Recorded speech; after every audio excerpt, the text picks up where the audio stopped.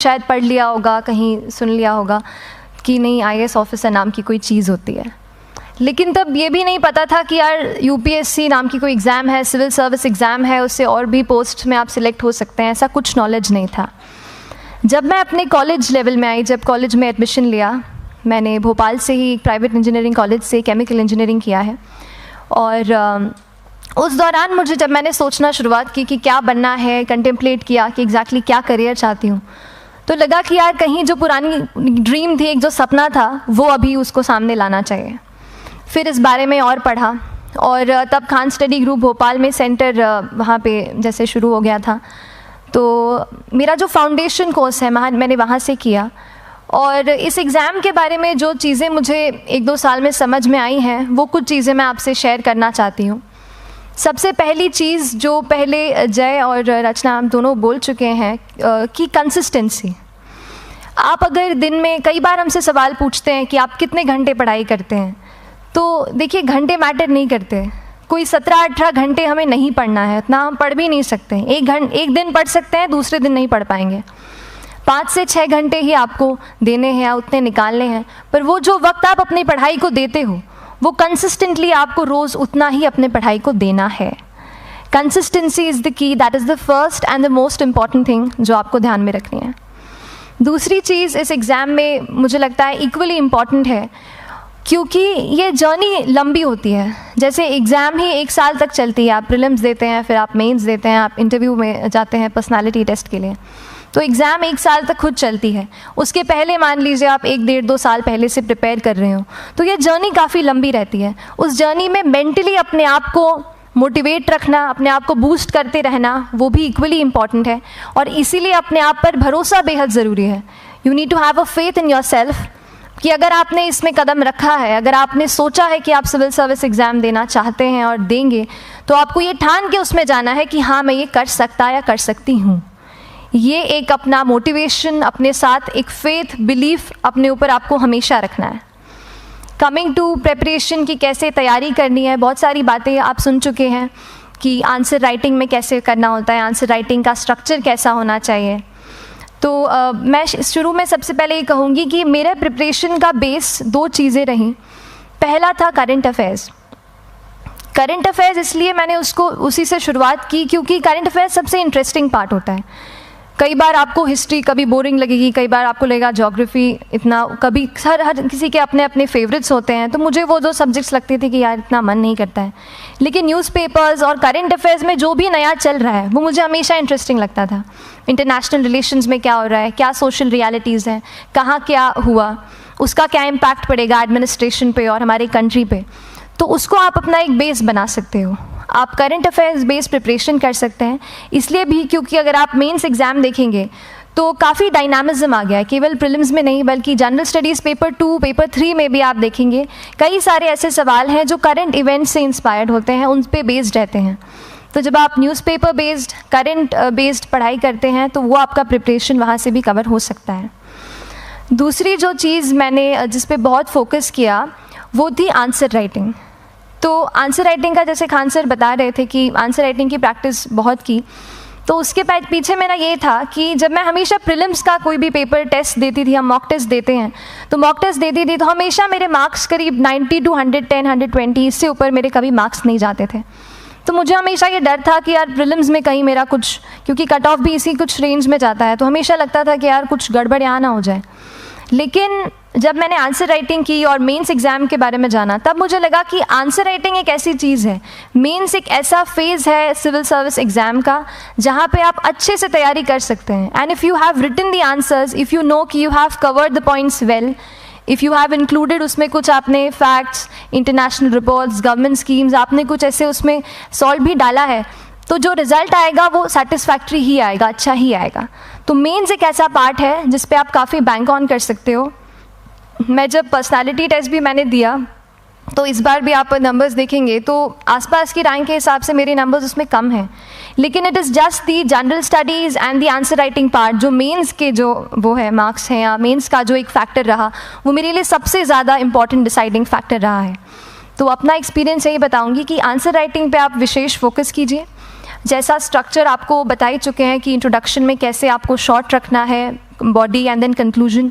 उसमें छोटी चीज़ जैसे मैं अभी मेंशन कर रही थी, आप एक इंश्योर कीजिए कि देखिए जो भी एग्जामिनर आपकी कॉपी चेक कर रहे हैं वो दिन में 10, 15, 20 कॉपीज़ चेक कर रहे हैं, तो उन सब से आपको अलग कैसे आप अपनी कॉपी दिखा सकते हो, ये चीज़ आपका प्रेजेंटेशन और आप जिस तरीके से आंसर लिखते हो कंटेंट को, वो मैटर करेगा।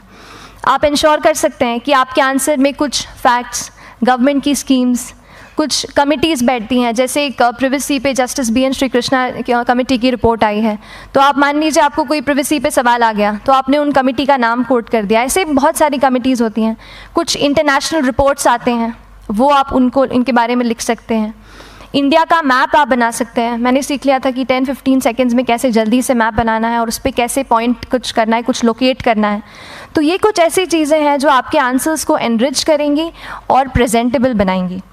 तो इस तरीके से आंसर्स पे जैसे हम क्लास करते हैं, लेकिन उसके साथ साथ आपको ये कोशिश करनी है कि 1 से 2 आंसर पर डे आपको ज़रूर लिखने ही लिखने हैं, apart from the test series that you are doing. Answer writing से 2-3 चीज़ें होती हैं, ना केवल हमारी एक लिखने का हमें समझ आता है हम क्या लिखते हैं कैसा है, पर हमारा कॉम्प्रिहेंशन भी इम्प्रूव होता है। हमें कितना समझ में आया वो भी हमें खुद समझ आता है जब हम आंसर्स लिखते हैं। और इसीलिए आंसर राइटिंग पे आप फोकस कीजिए, 1 से 2 आंसर ज़रूर लिखिए। और आंसर राइटिंग के बाद the third pillar of my preparation जो काफ़ी इंपॉर्टेंट जिसने रोल प्ले किया, that was tests and test series and mocks. देखिए हम पढ़ रहे हैं यहाँ पर, I will also come to the point कि हम कैसे दिल्ली, भोपाल और इंदौर में प्रिपेयर करके बिना दिल्ली जाए हम कैसे कर सकते हैं। I will come to that point, पर उसके पहले टेस्ट की थोड़ी बात कर लेती हूँ कि टेस्ट देना क्यों ज़रूरी है। हम ये जो एग्ज़ाम दे रहे हैं सिविल सर्विस की, ये एक ऑल इंडिया लेवल एग्ज़ाम है and this cut throat competition. तो उसके लिए आप केवल पढ़ते रहें, सारी बुक्स, मटेरियल्स, स्टैंडर्ड ये करंट का सब पढ़ लें, लेकिन अगर आप ये नहीं जज कर पाए कि आपका क्या लेवल है at an all India level, तो चीज़ें समझ में आप नहीं, मतलब आप आगे नहीं बढ़ पाएंगे या सही डायरेक्शन नहीं पकड़ पाएंगे। तो इसलिए आप टेस्ट से घबराइए मत। कई बार टेस्ट का इनर्शिया होता है, ऐसे लगता है कि जब तक पूरा सिलेबस कंप्लीट नहीं कर लूँ तब तक टेस्ट नहीं दूंगा, लेकिन सच में बात ये होती है कि जब तक हम GS के मतलब पेपर देने अंदर भी घुसते हैं ना, तब भी उस सेकंड पे लग रहा होता है कि कुछ छूट गया है हमारा। तो ये चीज़ होगी ही, इसीलिए ये मैं कभी मत सोचिए कि जब तक पूरा सिलेबस नहीं कर लूँ टेस्ट नहीं दूंगा। जैसे आपका एक थोड़ा बेस बन जाता है प्रिपरेशन का, आप टेस्ट दीजिए, चाहे वो प्रीलिम्स का MCQ का टेस्ट हो या मेंस का राइटिंग स्किल की प्रैक्टिस हो, टेस्ट पे आप फोकस कीजिए। उसके बाद टेस्ट केवल देने के लिए नहीं देना है, उसको एनालाइज भी अच्छे से करना है। When you get the answer hints, when you get the answer keys, analyse properly कि आपकी क्या गलती हुई है और उससे भी सीखने की कोशिश कीजिए कि क्या कुछ नया मुझे इस टेस्ट पेपर से या इस आंसर कॉपी से मिल सकता है। तो इस तरह से टेस्ट पे भी आप फोकस कीजिए। And I will come lastly to the point कि जब मैंने प्रिपरेशन शुरू की थी अपने कॉलेज के 2nd ईयर 3rd ईयर आते आते, तो मन में बहुत सारे फियर्स थे। मैं भी एक नॉर्मल फैमिली से हूँ, मेरे फैमिली में किसी ने आज तक सिविल सर्विस का पेपर भी नहीं लिखा था, तो मन में बहुत सारे फियर्स थे, डाउट्स थे, क्या होगा, कैसे होगा। तो हो सकता है आपके मन में भी ऐसा हो। और हम जैसे यहाँ रहते हैं, हम सोचते हैं कि दिल्ली जाना तो सबसे ज़रूरी है, उसके बिना तो ये एग्ज़ाम हो ही नहीं सकती। तो उस पर मैं एक चीज़ बताना चाहूँगी कि जैसे KSG जैसे इंस्टीट्यूट हैं, जो फैकल्टी भी हमें वही मिलती है जो दिल्ली में पढ़ा रहे हैं, तो ये एक बहुत पॉजिटिव पॉइंट है कि क्वालिटी का कोई दिक्कत नहीं आएगी। बस एक चीज़ है, आप ज्वाइन करते हैं class, that will only provide you a direction. वो आपका रास्ता दिखा सकते हैं आपको कि इस रास्ते पर आपको चलना है, लेकिन चलना उस रास्ते पे आपको खुद है। You have to work on your own.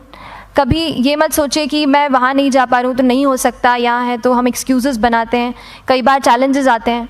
तो मैंने कॉलेज के साथ प्रिपरेशन की, तो उसमें भी काफ़ी दिक्कत आती थी। कभी कभार कॉलेज की एग्ज़ाम होती थी तो इसमें मैं अपना उतना वक्त नहीं दे पाती थी। तो उस मोमेंट पे फिर प्लानिंग ने मुझे बहुत हेल्प किया कि हम किस तरीके से अपने कॉलेज के एग्ज़ाम के लिए प्लान कर लें। जैसे मैंने इंजीनियरिंग की है और मुझे पता है कि हम इंजीनियर्स 1 महीने से ज़्यादा पहले से पढ़ते नहीं हैं। पढ़ते हैं क्या? तो वो चीज़ आप ध्यान रख सकते हो, उसको अपना स्ट्रॉन्ग पॉइंट बना सकते हो।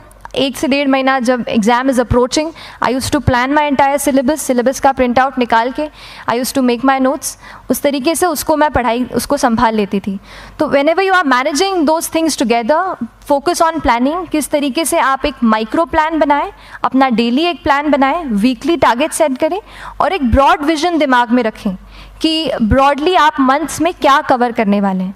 अगर आप प्लानिंग अच्छे से करते हैं तो ज़्यादातर पोर्शन आपका वहीं से कवर हो जाता है, और जब आप टारगेट्स बनाते हैं, उनको टिक करते हैं, तो एक सेंस ऑफ कंप्लीशन भी आपको मिलता है कि yes I am on the right path और मैं सही जा रहा हूँ या जा रही हूँ। तो इस तरीके से प्लानिंग पे भी इक्वली फोकस कीजिए। एंड बस यही सिंगल बिगेस्ट मैसेज मेरी तरफ से यही रहेगा कि आपने अगर ठान लिया है, अगर आप सोचते हैं कि आप एग्ज़ाम क्रैक कर सकते हैं, तो आपको रोकने वाला और कोई नहीं, आप खुद ही हो सकते हैं। तो खुद आप अपनी रुकावट कभी मत बनिए, एक्सक्यूज़ेस मत बनाइए। ऑब्स्टिकल ज़रूर आएंगे, उन्हें आपको चैलेंज करना है। Challenges are meant to be challenged. तो सही तरीके से अपने ऑब्स्टिकल्स को हैंडल कीजिए, और इस एग्ज़ाम में अगर आप सही स्ट्रैटेजी रखते हैं तो आप अपने एक अटैम्प्ट में ही इसको क्रैक कर सकते हैं। एंड एनीवेज आप जो भी अटैम्प्ट नेक्स्ट रखते हैं, दिल में यही रखिएगा कि जो ये मेरा नेक्स्ट अटैम्प्ट होने वाला है, ये मेरा बेस्ट अटैम्प्ट होने वाला है।